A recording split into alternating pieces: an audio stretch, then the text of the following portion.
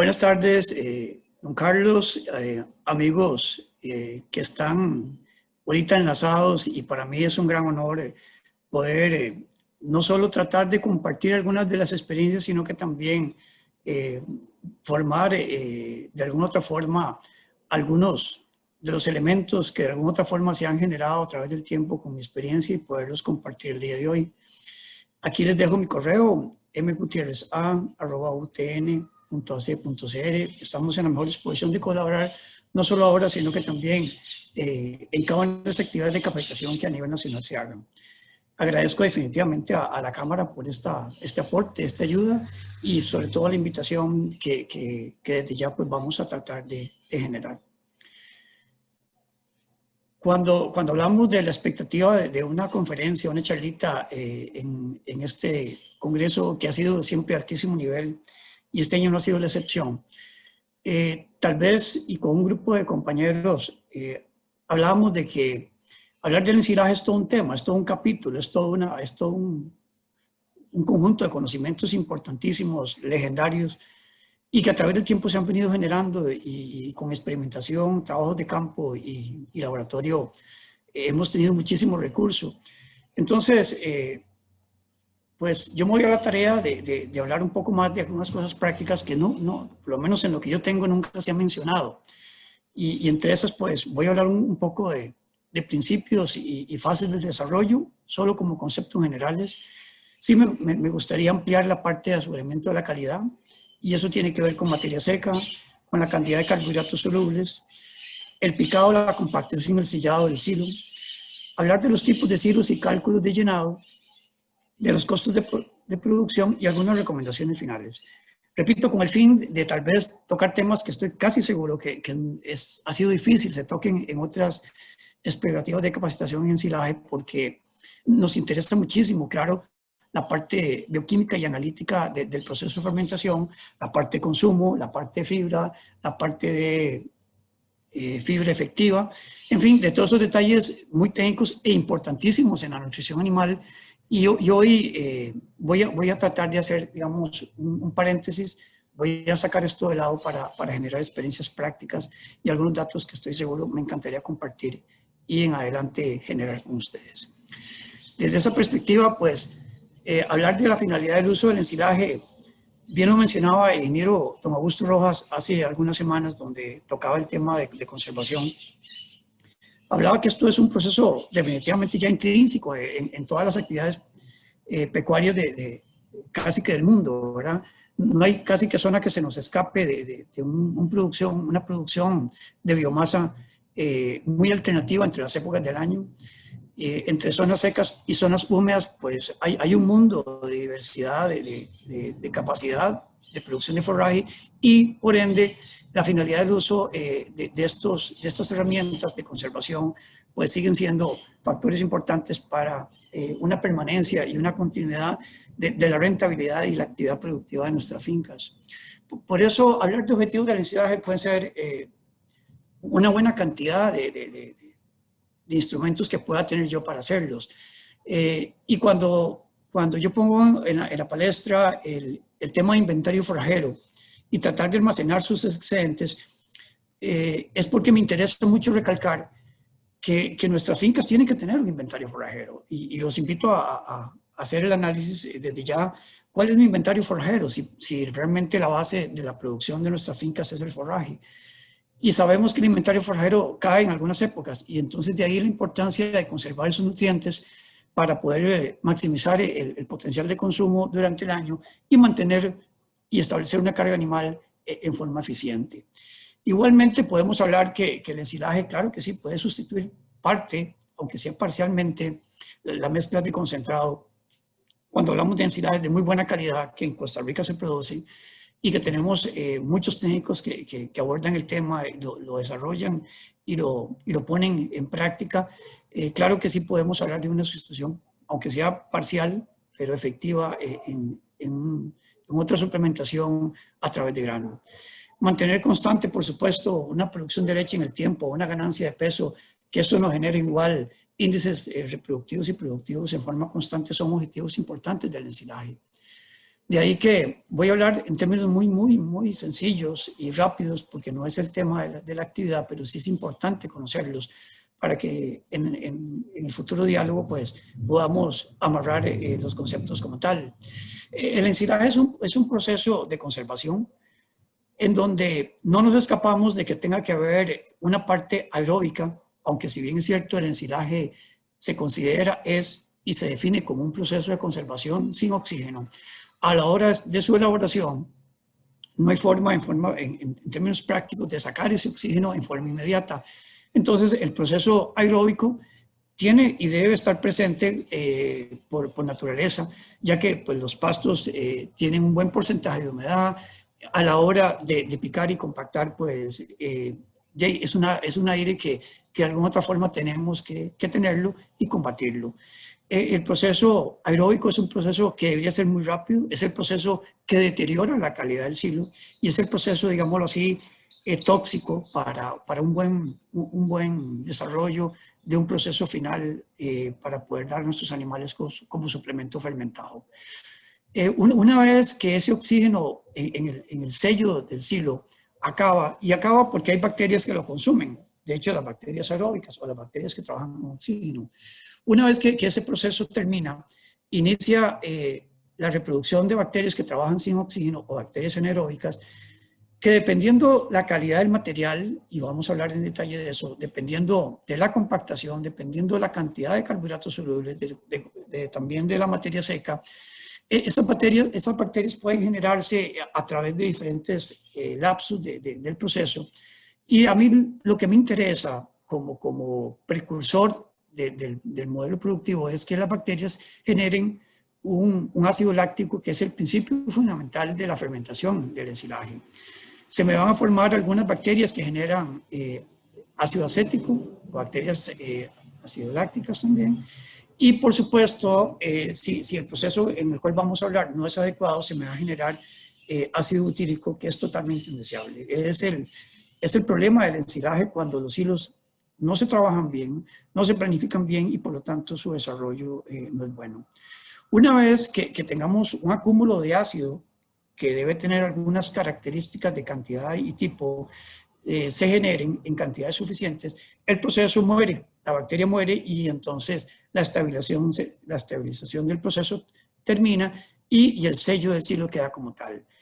En esta vía ya no hay marcha atrás, ya la estabilización queda y dependiendo de todo lo que hicimos antes, durante y la elaboración del silo, es que este proceso de estabilización llega a feliz término. ¿Okay? En esta dinámica de lo que sucede dentro de ese ensilaje, que para mí va a ser la respuesta productiva para las épocas críticas, o bien, hoy por hoy hay muchas fincas que lo generan en forma permanente en su dieta. Yo tengo que durante los primeros 21 días o 3 semanas, los procesos son muy cambiantes. Es una dinámica muy rica, es una dinámica, es una bioquímica muy de alto nivel que se genera con cantidad de productos y subproductos. Pero en términos muy generales, en los primeros días tiene que haber una temperatura del proceso. ¿Por qué? Porque hay un proceso oxidativo, repito, de esa actividad aeróbica que se da. Eso me hace que también el contenido de oxígeno disminuya. ¿Verdad? Estas bacterias lo consumen, mueren y el contenido de oxígeno se acaba. Hay también una disminución de la proteína por ese consumo microbial que hay. Eso también me hace que los carbohidratos solubles disminuyan.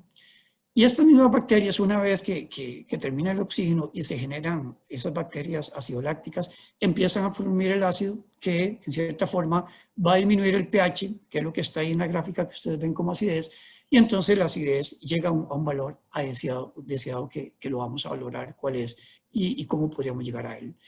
Tal vez es importante dentro de estas figuras que la acidez en términos de pH tal vez es el valor más importante que vamos a tener como referencia de una buena calidad y de la cual podemos trabajar en forma práctica. El aseguramiento de la calidad del ensilaje se puede evaluar de diferentes alternativas y una forma, y la más sencilla, pues que si uno quisiera tener la certeza, pues es a través de un análisis. ¿Qué análisis me interesa tener dentro de los parámetros de calidad para saber si mi ensilaje está bien o está mal? Repito que el pH, que es un un valor de acidez, ¿verdad? Es uno de los valores más importantes.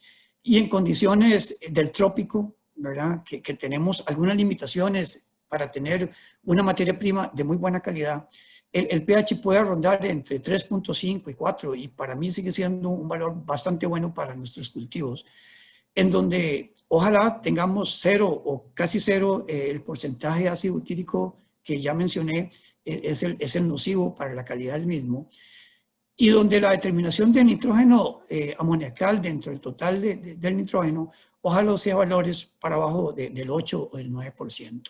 Eso nos da un signo de un olor agradable, un olor dulce, un olor a fermentación adecuada, que ya de por sí, con esos valores, estamos segurísimos que el material va a ser de muy buena calidad y de muy buen consumo, porque la calidad en los ensilajes puede afectar el consumo, como lo vamos a ver. Entonces, claro, hay que tener clarísimo cuáles son los enemigos del silo. Y el número uno, y eso hay que tenerlo muy claro, es la alta humedad del material.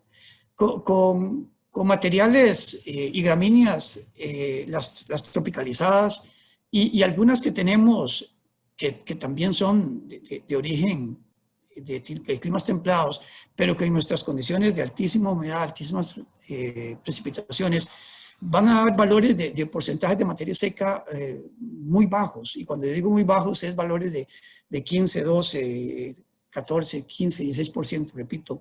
Y realmente lo que queremos es tener un material inicial que tenga, en la mejor de los casos, 25% de materia seca. Esto a la hora de ensilar. Recordemos que la materia seca está totalmente relacionada con la edad de la planta, y la edad de la planta está relacionada con la calidad del mismo. Entonces, dentro de los factores que tenemos que regular es cuando iniciamos el proceso de corta, tanto de pastos de piso como variedades de gramíneas y algunos otros suplementos que son de corta. Eso es tal vez el factor más importante que deberíamos cuidar a la hora de determinar cuándo, cómo y en qué momento hacemos nuestro corte, para asegurarnos que ojalá la materia seca redonde el 25% del material y asegurarnos una muy buena calidad. El segundo factor y básico, y vamos a entrar en este valor y en este comentario un poco más de contenido, porque realmente sí es una condición básica para que el ensilaje nos funcione. Es que, considerando que las gramíneas, ¿verdad?, en general son de bajo contenido de carbohidratos solubles. ¿Y por qué es tan importante el carbohidrato soluble? Porque es la fuente de alimentación de las bacterias generadoras de ácido. Y entonces, si este contenido es malo o es pobre, como es normal en la mayoría de las gramíneas del trópico, como vamos a ver, entonces no tenemos otra forma de asegurarnos la calidad, sino es a través de la adición de suplementos que están muy a la mano, por dicha, en algunas condiciones y en algunas zonas del país mucho mejor que en otras. Entonces me refiero a la melaza. Y aquí empiezo ya a generar la práctica de la charla, en donde con valores del 30 al 40%, ¿verdad?, del 3 al 4%, o sea, 30 a 40 kilos por tonelada, y lo pongo en rojo sin diluir, porque es la pregunta clásica: ¿cómo aplico la melaza? Si hablamos que uno de los factores más difíciles de manejar es la humedad dentro de la planta, la idea es no meterle más humedad al material ensilado. Entonces, la melaza, repito, y no es cuestionable, se tiene que aplicar sin diluir. No es una posibilidad de ampliar o no. Definitivamente la melaza tiene que ser pura y en forma directa. Tenemos algunas otras alternativas, así como la caña de azúcar, un 30, un 45%, claro que sí. Con la caña de azúcar hay que tener cuidado, porque la caña de azúcar, en condiciones de mayor porcentaje de esas, puede tender, y en eso no hay un valor absoluto, por varias circunstancias de la gramínea como tal, a generar una fermentación básicamente con etanol, o sea, una fermentación alcohólica, que de por sí no es el problema. El problema es que genera una expectativa de bajo consumo para el rumiante. Y entonces, hay que tener mucho cuidado y podemos ampliar esto en otras actividades de capacitación. La caña de azúcar es excelente, es una fuente riquísima en carbohidratos solubles, muy buena en adición para aumentar el volumen de un proceso de fermentación de gramíneas, pero sí hay que tener cuidado de no pasarnos con estos niveles porque, repito, pueden generar fermentaciones no deseables. Igual algunos otros subproductos que en algunas zonas del país se consiguen de forma muy fácil, como son las pulpas de naranja, piña y otros, que con condiciones del 20 o el 30% de la adición en el volumen total nos va a generar carbohidratos muy necesarios para la fermentación anaeróbica como tal. Cuando hablo de que hay que tener mucho cuidado con estos valores de carbohidratos, y pongo solo algunos ejemplos, hay cientos, y repito, no es el fin de la charla, meterme en tecnicismos de laboratorio a nivel de pastos, pero solo de referencia, una estrella africana que ocupa una buena parte de la población de pasto de Costa Rica, un San Juan morado, un camerón o un quingras, solo para poner algunas referencias, tienen valores en porcentajes de carbohidratos no fibrosos, como dice ahí, ¿verdad? O bien carbohidratos solubles, que es otra forma de verlo, menos del 10%. En muchísimos ensayos se ha determinado que un valor crítico para que la fermentación anaeróbica se genere tiene que ser para arriba del 10% de carbohidratos no fibrosos o carbohidratos solubles. Y estos valores que estamos viendo de gramíneas muy conocidas en nuestro país tienen valores menos que esto. De ahí que la adición de una fuente energética soluble, como es la melaza o como es la caña de azúcar, después de su degradabilidad, es básico para reforzar la calidad del silo y evitar que la fermentación que se me da no pase a ser butírica y por lo tanto más bien desperdicio del material como tal. Entonces, de esa naturaleza nos queda clarísimo que las especies que mejor ensilan en el orden de importancia son maíz, sorgo, avenas, o sea, gramíneas y especies que me tengan grano. ¿Y por qué?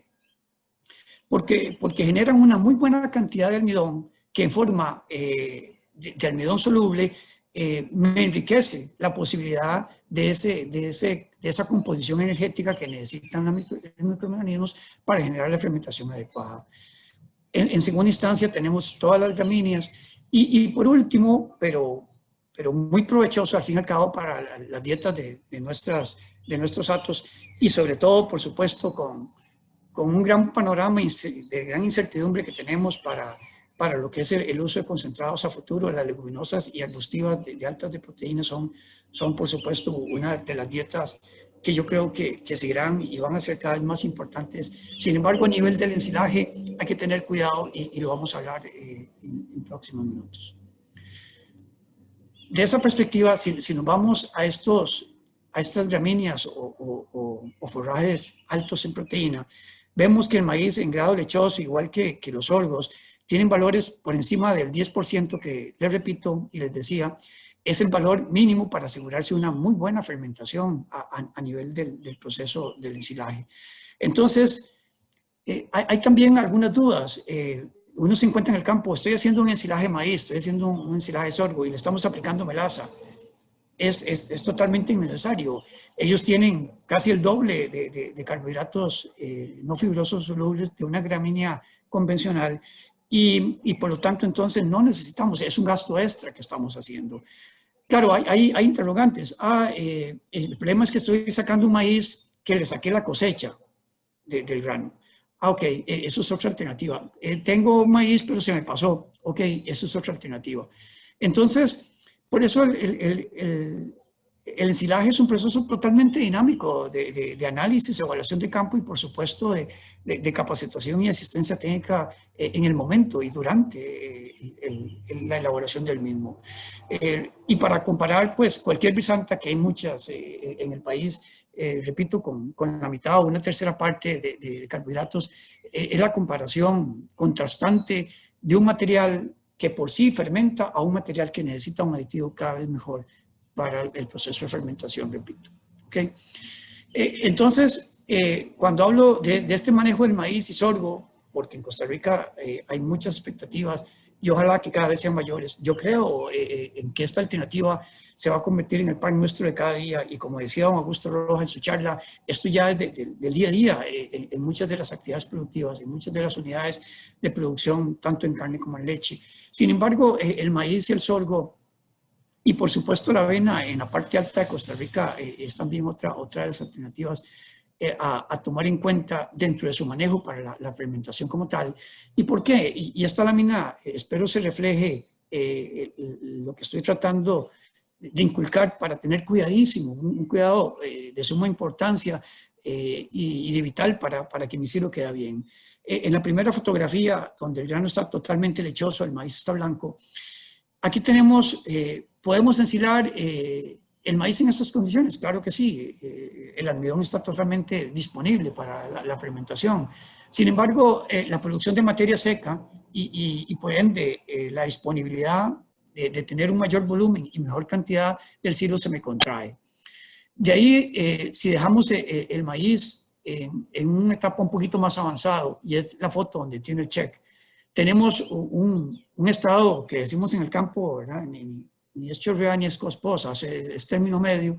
Y entonces ese volumen de almidón que está totalmente disponible en su buena parte, es el momento ideal de la cosecha, tanto en ese contenido de almidón soluble como también en la productividad y rendimiento por tonelaje del cultivo como tal. En forma práctica me pueden preguntar, ok, eso es una foto y yo tengo que pelar 50 elotes para ver eso. No, no. ¿Cómo lo hacemos en forma práctica? Y entonces yo repito a la gente que es muy sencillo. Como esto es un factor dinámico, como hay que estar en el campo, como hay que evaluar en forma constante el cultivo, y no estoy tocando temas de control de plagas ni enfermedades, ¿verdad? Que todos lo sabemos que estos son, digamos, factores importantísimos para determinar una buena productividad del maíz. Estamos hablando solo del momento de cosecha. En forma práctica, ¿qué es la recomendación? Vámonos, abramos algunas mazorcas, estripamos el grano y cuando el grano me revienta, pero no me estalla en la cara, es el momento adecuado. En la primera filmina, en la primera corte del dibujo, pues ese maíz, si lo reviento con las uñas, me pringa la cara. Ese maíz le falta, por lo general, materia seca y producción de biomasa como tal. Entonces, la recomendación práctica, abramos el maíz, estripemos el grano, y si sale todavía almidón soluble, líquido, y no me pringa la cara, es el momento adecuado. ¿Okay? Igual, espero que haya muchas preguntas en este campo para poder ampliar sobre el tema. Exactamente igual que el sorgo, en esa lámina vemos más bien de izquierda a derecha un sorgo que ya está en grano. El grano del sorgo se vuelve morado y después negro y se vuelve totalmente indigestible para el ganado. Una planta con una espiga término medio, que es la que queremos, y a la mano derecha una espiga en verde, que es el grano más lechoso y que es al que le falta todavía capacidad de producción de tonelaje al cultivo como tal. Ventajas y desventajas del silo y del sorgo, o sea, uno con respecto al otro. En realidad es un tema también de mucho análisis. Sabemos definitivamente que el maíz tiene una mejor composición de energía, ¿verdad? Y tiene pues algunos valores que superan en el 10, en el 12% a valores nutricionales de la planta del sorgo. Sin embargo, pues el sorgo, hoy por hoy tenemos estrategias y tenemos variedades y semillas que pues nos pueden dar de 2, 3 cortes a cortes que tenemos en Costa Rica de muchos años, ¿verdad? Entonces, el costo-beneficio hay que calcularlo dependiendo de lo que yo espero y la materia prima que yo pretendo cosechar. ¿Okay? El uso de carbohidratos en leguminosas es todo un tema. ¿Y por qué? Porque las leguminosas tienen una capacidad amortiguadora de la disminución del pH, es lo que llamamos buffer. Eso se escucha mucho en nutrición animal, ok, demos un buffer para evitar la acidosis ruminal. Exactamente en el silo pasa lo mismo. Una leguminosa tiende a generar un buffer natural y entonces, por ende, la capacidad de acidificación de las bacterias disminuye. Estrategias, y están enumeradas ahí. Si hablábamos de que en una gramínea tengo que poner entre el 3 al 4%, tengo que duplicar la cantidad de melaza, tengo que favorecer el medio de cultivo para que las bacterias se desarrollen, se multipliquen y generen acidez. Igualmente, los desechos agroindustriales, pero sobre todo el de naranja piña, son muy, muy importantes. ¿Por qué? Porque son altos en humedad. Al ser altos en humedad, me dan una capacidad de disponibilidad de las bacterias muy, muy rápidas. Igualmente, el grano de maíz molido o semolina u otros granos de composición energética, ¿verdad?, van a ser bastante importantes. Ahí lo que hay que cuidar es el costo-beneficio. Como todos sabemos, pues el grano cada vez se convierte pues, en un arte de aplicar a la hora de una dieta.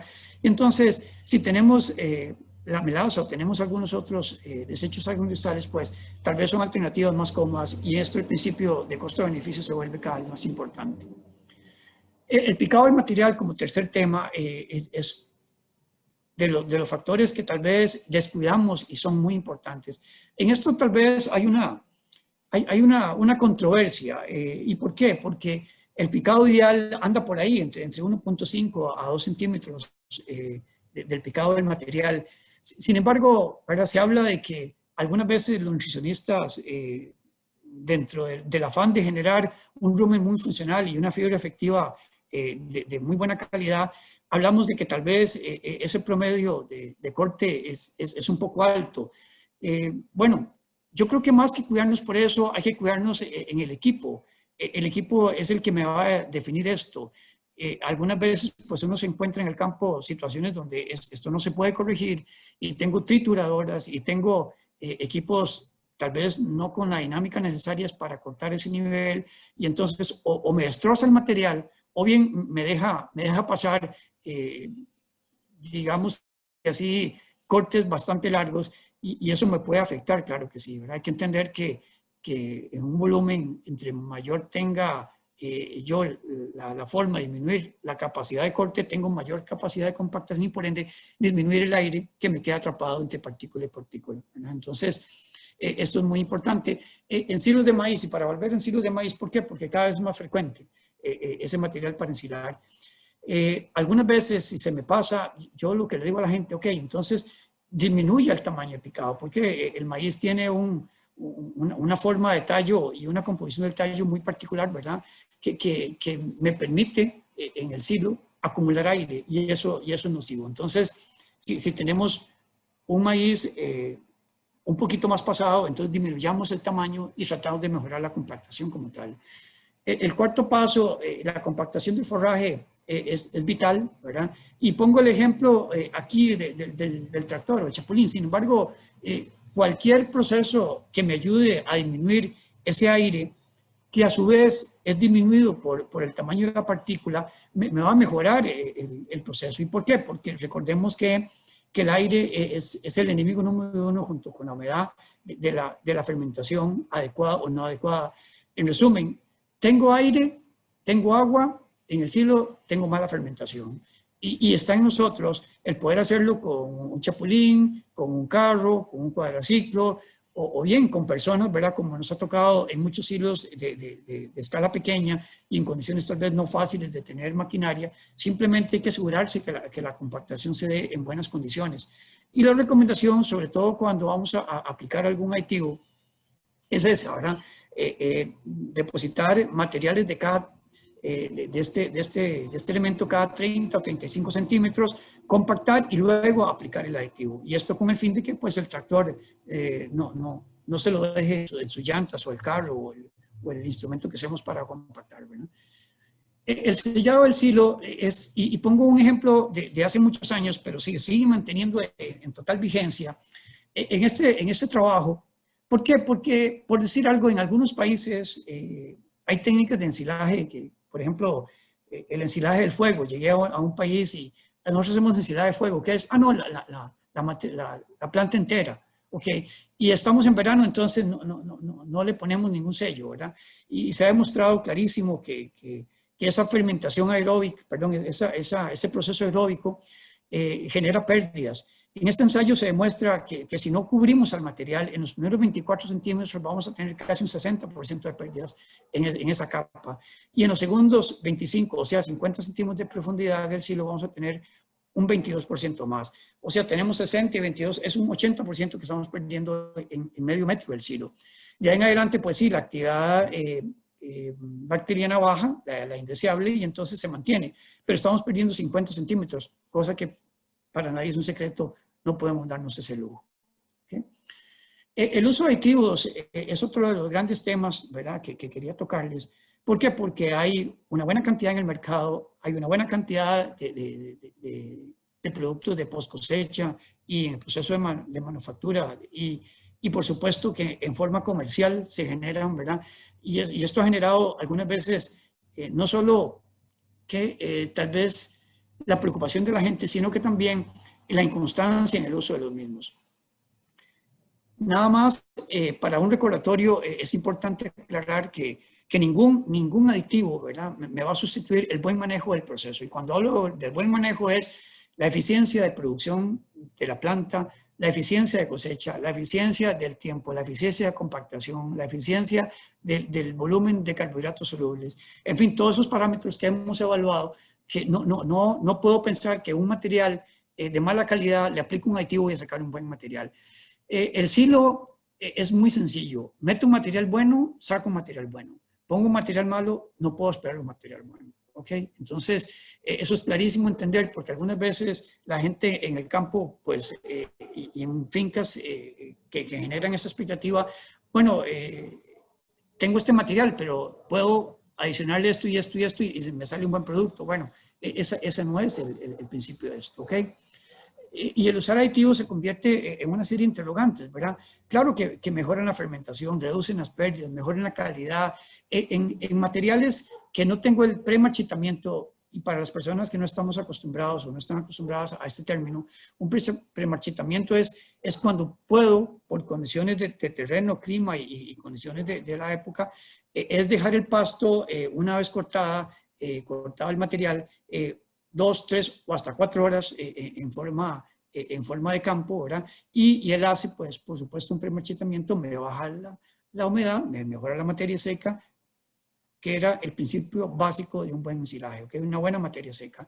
Entonces, claro, si no tengo esas condiciones o no tengo la posibilidad de aplicar un buen carbohidrato, o bien estoy haciendo el silo y las condiciones de clima no me favorecen, humedad relativa es muy alta, o bien, como me ha tocado hacer un silo casi que en medio aguacero porque no tengo forma y tengo que sillarlo ese día, la adición de aditivos son muy, muy importantes. En este momento hay aditivos comerciales, voy a hacer un paréntesis porque hay también una receta que espero dar de un inóculo muy, muy importante, de muy buena calidad y artesanal que lo vamos a ver. ¿Okay?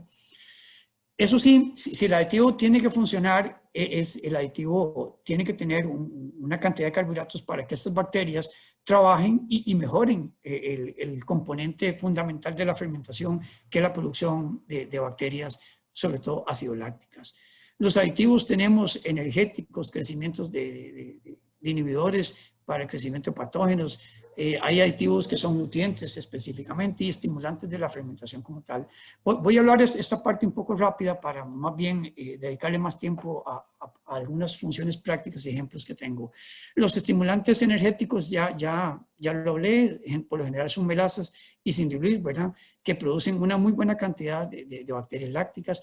Los inhibidores, pongo esa receta que es lo que más uso, ¿verdad? Si yo quiero inhibidores de microorganismos no deseados, con 1 o 2 litros por tonelada de materia verde de ácido fórmico o formaldehído, creo que lo puedo encontrar en forma muy, muy adecuada.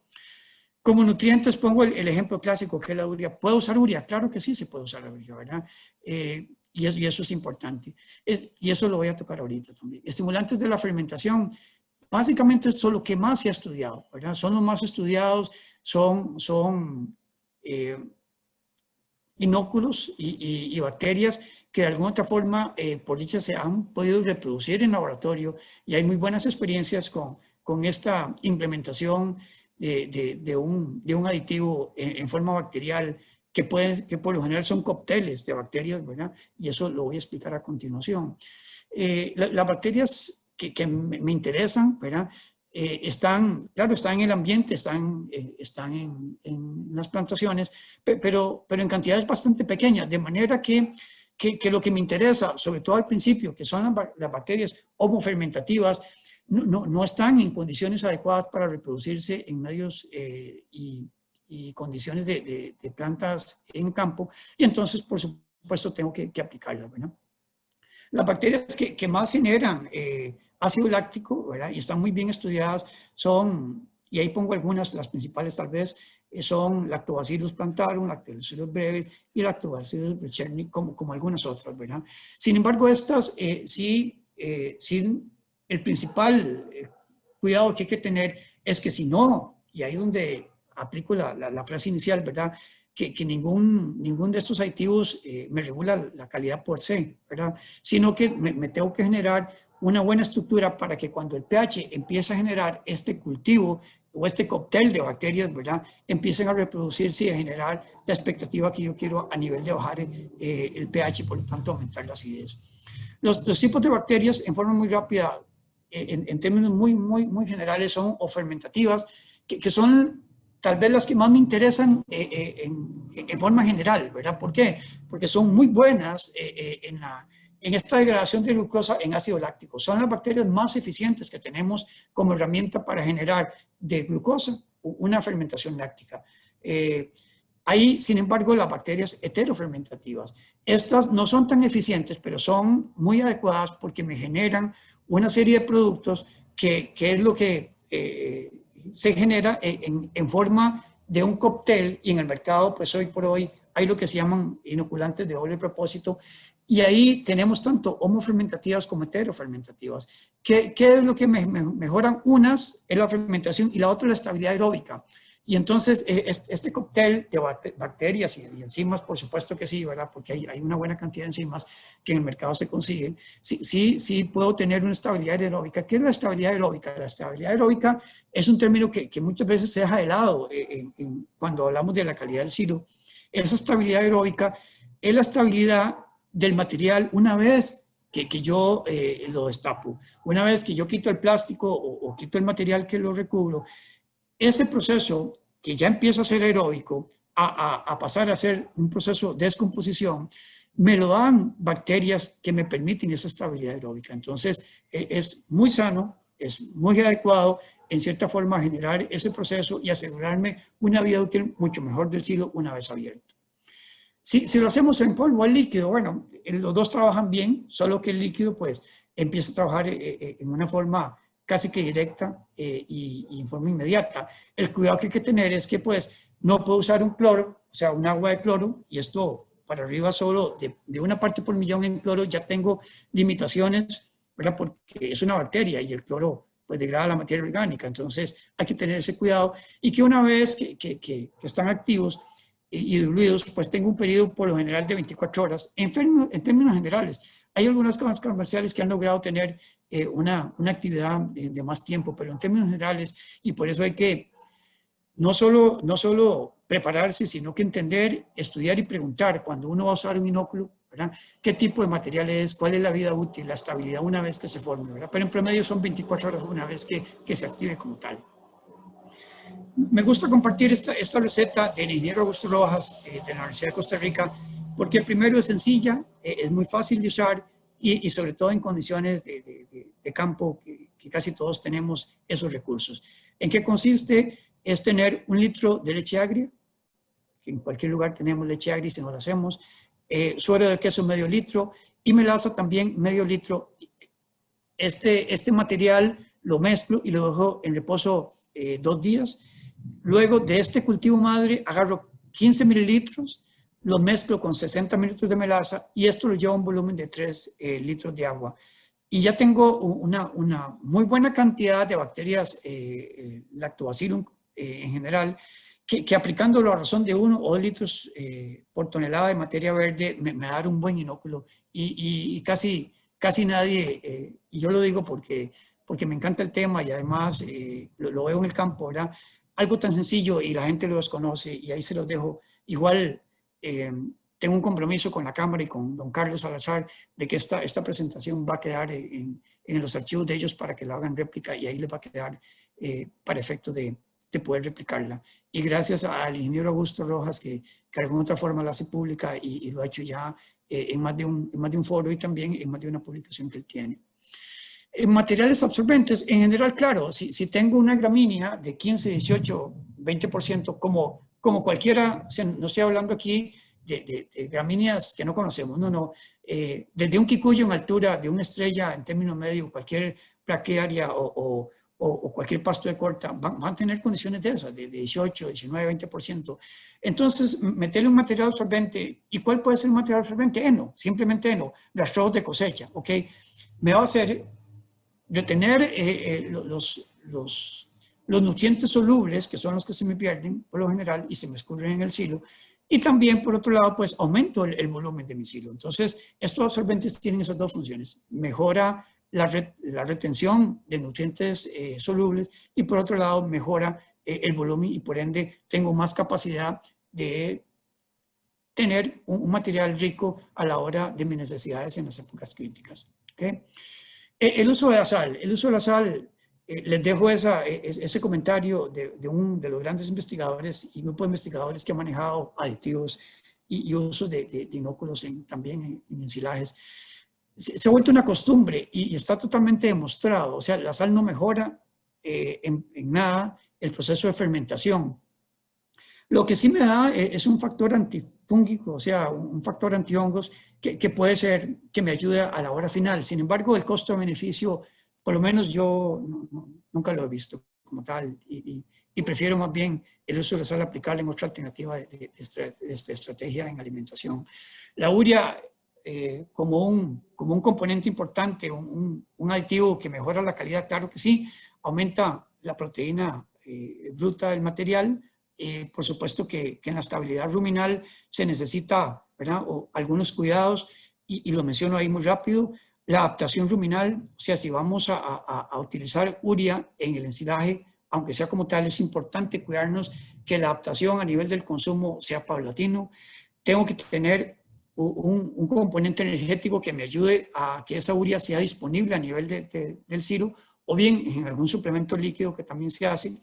Y por supuesto que para mí la recomendación también muy sencilla y muy práctica y muy útil, cuando estoy dando un suplemento a base de urea, ya sea ensilaje o en forma directa, tenga vinagre, para no usar otro término, y es el antídoto muy, muy fácil de tener, muy fácil de usar y de respuesta inmediata. ¿Okay? Bueno, esto ya lo menciono, ya lo mencioné, ¿en qué nivel de inclusión? De 5 a 7 kilos por tonelada de materia verde es un buen principio, porque si eso lo llevamos al porcentaje de tonelada y lo llevamos a consumo, no va a generar, y nunca he visto intoxicación de urea usando estos valores en el ensilaje como tal. O sea, en otras palabras, de 5 a 7 kilos y medio por tonelada de kilos de urea por tonelada de materia verde, no voy a tener problemas de intoxicación, excepto que esa dosis no sea bien distribuida o bien no sea la adecuada y tengamos problemas a la hora de adicionarlo. Voy a hablar en forma muy práctica en lo que me queda de cómo hago, qué tengo que hacer para elaborar un ensilaje. Repito, no es una charla desde el punto de vista de consumo, de la calidad de la fibra, del consumo vía fibra, neutrodetergente o fin, no. Yo lo que quería compartir era con ustedes algunos principios prácticos que algunas veces no los tenemos tan a la mano.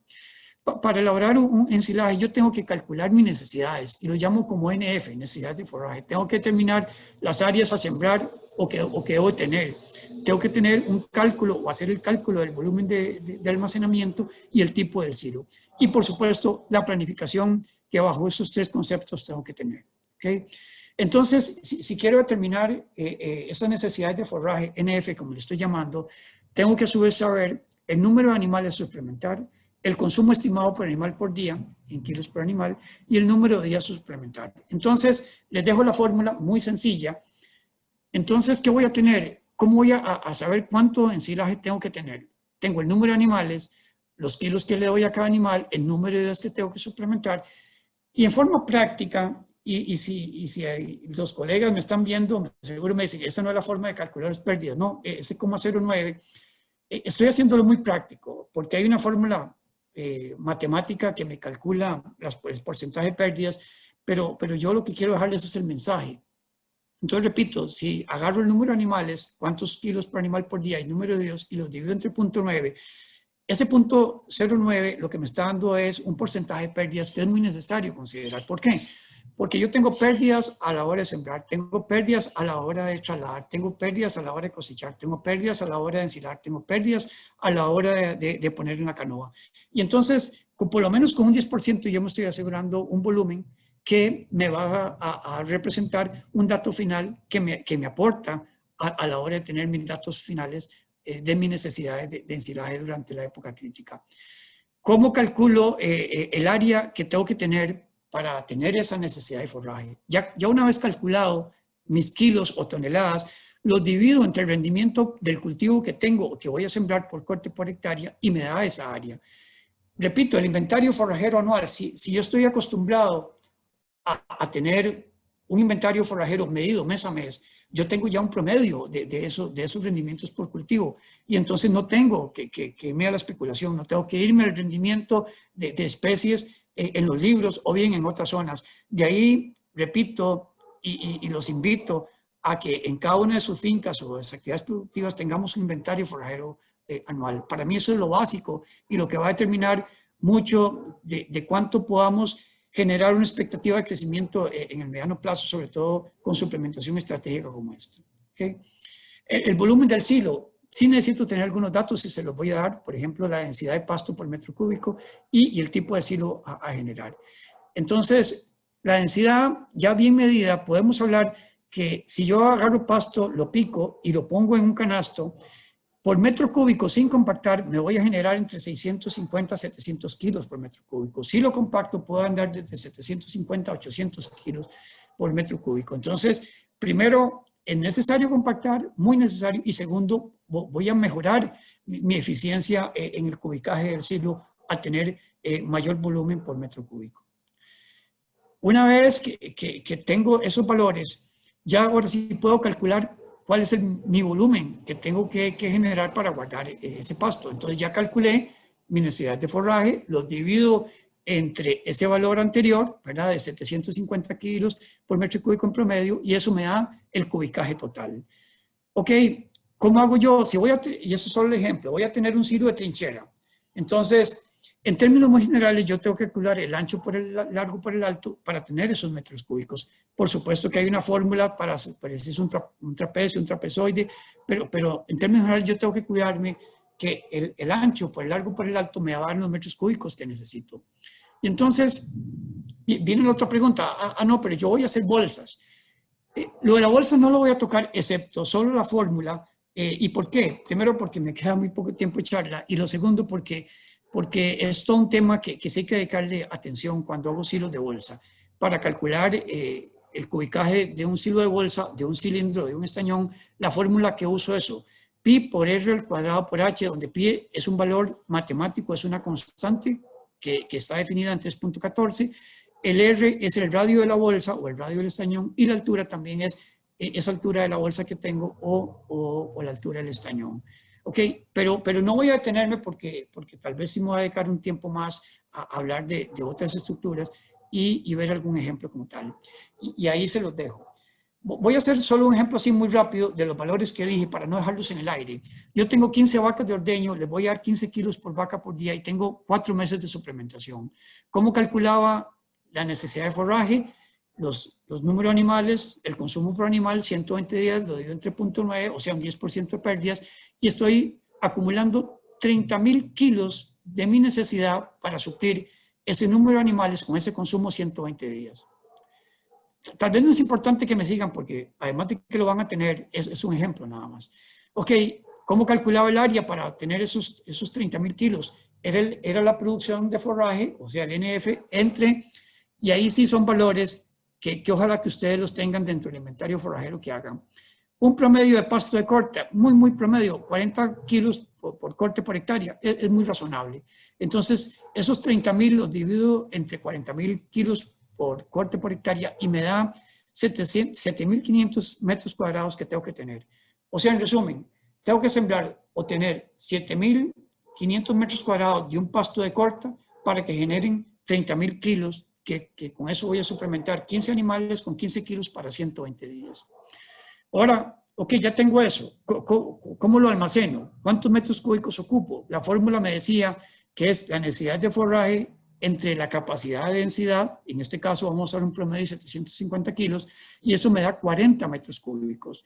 Entonces, si vuelvo a asilo de trinchera, yo necesito cubrir el ancho de largo por el alto y que me dé 40. En forma muy práctica, 4.5 metros de ancho, 1.5 metros de alto y 6.5 metros de largo. Con eso, yo estoy cubicando mis 40 metros cúbicos para tener una capacidad de almacenamiento de 30.000 kilos que los voy a producir con 7.500 metros cuadrados de un pasto de corta.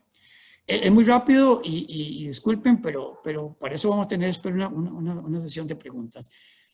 Es muy normal hablar de mezclas a la hora de ensilar. Gramínea leguminosa, gramínea tubérculos, gramínea subproductos. El objetivo, ¿cuál es el objetivo de esta mezcla?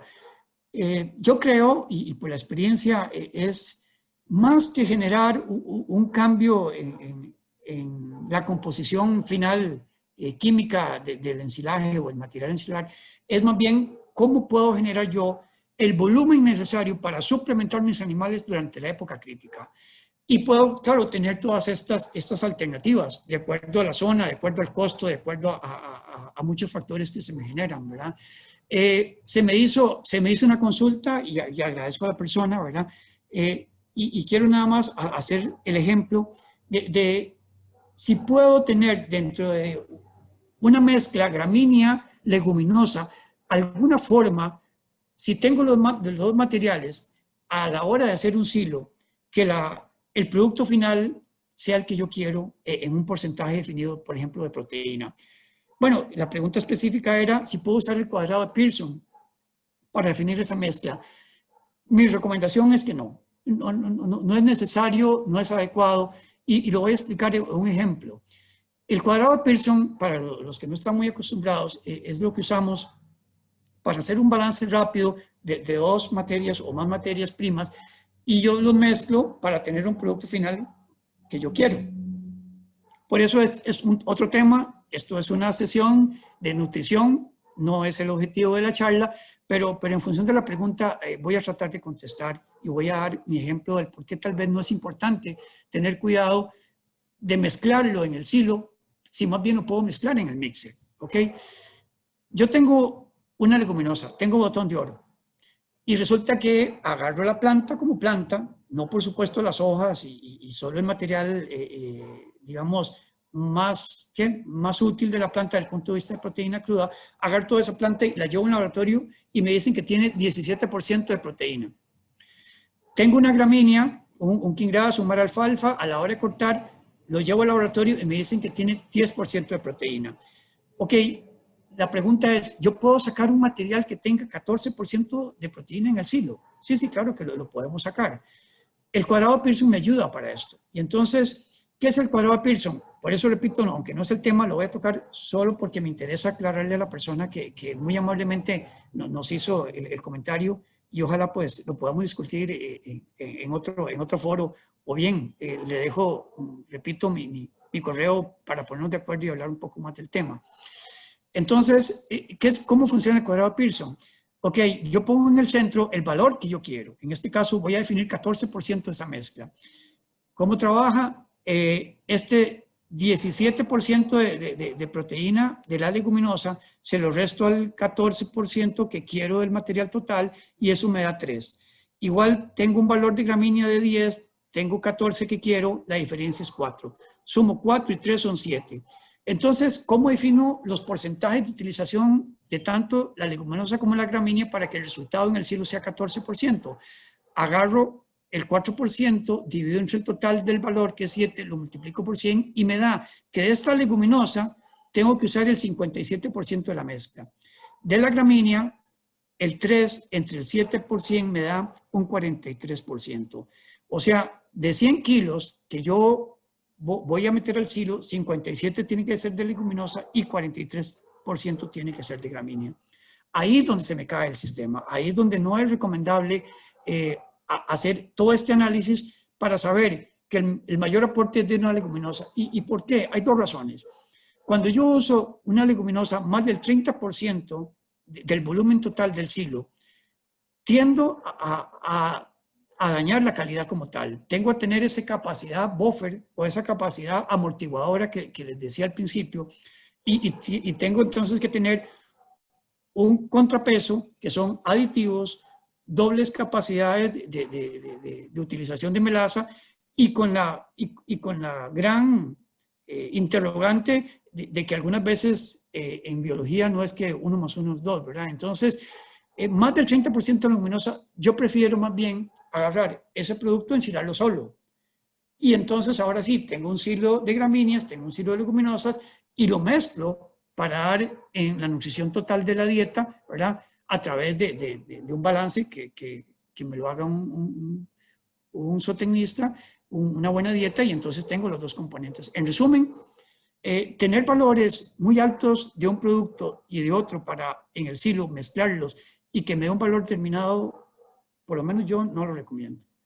Es un tema a analizar, es un tema que se puede mencionar, y repito, en otra actividad que tengamos y hacer un mejor cálculo del asunto. Es simplemente para tratar de evidenciar que tal vez el cuadrado Pearson para mezclar en un silo tal vez no es la mejor alternativa pensando en una leguminosa como tal. ¿Okay? Bueno, me queda poco tiempo, más bien ya me pasé. Voy a hablar muy rápido de los tipos de costos, porque sin costos no tengo sentido. Lo que no se mide, lo que no se evalúa, no tengo capacidad de respuesta a nivel de mi empresa como tal. Este trabajo lo hizo don Rodolfo Winchín con don Luis Villalobos y José Arce de la Universidad de Costa Rica, y yo participé del mismo hace ya años, como se ven ahí, pero lo doy porque son referencias que me pueden servir, pero lo mejor es determinarlo a nivel de finca. Por supuesto que si el cultivo es anual y le saco una cosecha, el valor se me dispara. En los pastos de piso, ¿verdad? Son valores intermedios, y en valores de pastos de corta, si son perennes y saco un buen tonelaje, se me diluyen. Entonces el concepto es, ok, trato de mantener un producto de buen valor, de buen volumen y fácil de utilizar. ¿Okay? Y eso me disminuye el costo. Este trabajo publicado por Augusto Rojas también en una evaluación que hicieron en dos pastos, sorgo y pasto gigante, determinaron, y ahí la importancia del mismo, que la cosecha es el valor más importante y hay que tenerle cuidadísimo a la hora de generar mis costos y mi expectativa de producto como tal terminado. ¿Por qué? Porque en la cosecha está dónde voy a sembrar, a qué distancia está el silo, a qué distancia está el silo del alimentador, con qué voy a transportar, cuánto tiempo, con qué maquinaria y los costos intrínsecos. Entonces, les dejo la gráfica porque hay que pensar muchísimo a la hora de ensilar que ese tiempos y traslados de cosecha, tanto a la hora de ensilar como a la hora de trasladar el producto terminado, se consideren para evitar ese costo alto como tal. Ya para terminar, solo para efectos demostrativos, el silo montón es muy clásico, muy bueno, no hay nada que envidiar, tiene problemas de altura, no podemos saltarlo mucho, pero es un silo de muy buena calidad y fácil y barato. Silos de trinchera, lo que me gusta de la figura es un silo que hicimos en Cartago. Ven en el centro este drenaje y esto es maíz, y aún así ven el drenaje húmedo, ¿verdad? Vean que lo que estoy perdiendo aquí es material soluble, es nutrientes solubles. Las paredes tienen que tener una inclinación importante. ¿Por qué? Porque me va a ayudar a la compactación per se y también a que la maquinaria a la hora de compactar pues tenga el espacio suficiente para que me saque el aire de las orillas del silo. Las silobolsas muy clásicas, muy utilizadas, ¿verdad? Esto también es en Cartago, esto es trébol, ensilábamos trébol con un inóculo, ¿verdad? Esta es la maquinita para ensilar, entonces sí le poníamos un inóculo porque el trébol es una leguminosa y por ende entonces el silo con su capacidad amortiguadora que tiene, pues algunas veces no nos generaba el material que queríamos. Con un inóculo de buena calidad y en estas circunstancias del silo bolsa me ayudaba un montón. ¿Por qué pongo esta foto? Bueno, es más gente que otra cosa. No, es porque en Costa Rica se ha generado este tipo de estructura. Vean esta estructura, ¿verdad? Que está dentro del silo. Son baldosas de 3 metros de alto. Y bueno, eso tuve la oportunidad de desarrollarlo, hacerlo y verlo en su funcionamiento en un silo muy, muy grande, como lo ven. Y fue la única forma, copiado de otro país, de generar espacios de acuerdo al cubicaje que necesito. Es el concepto, no me interesa la plataforma, no me interesa la baldosa. Es el concepto de programar área, volumen, el diseño y el tipo de silo para que sea funcional como tal. ¿Por qué? Porque este es el contraste, ¿verdad? Silos de tierra en trinchera con buena aplicación de plástico y la verdad es que me dan muy buenos valores. Esto me gusta porque me dijo un productor, Milton, ya estoy cansado de usar llantas, ya estoy cansado de ponerle costillas, no pierdo material, me van a durar no sé cuántos años y vean ese silo en medio potrero y la pérdida era 0%. Silos como estos, que son también usados en otros países, en Costa Rica se han dado alternativas, tienen el problema del reciclaje del material que estamos contaminando. Recomendaciones finales, y disculpe Carlos que me estoy abusando, yo creo que nada más es planificar, evaluar, definir necesidades según el inventario forrajero y recalco, inventario forrajero, hagámoslos, tengamos esa doctrina, esa capacidad de análisis. La maquinaria es un elemento fundamental, es un cuello de botella en la hora de hacer un silo, porque eso me determina capacidad de corta y también, por supuesto, volumen a la hora de tiempo en la elaboración del silo.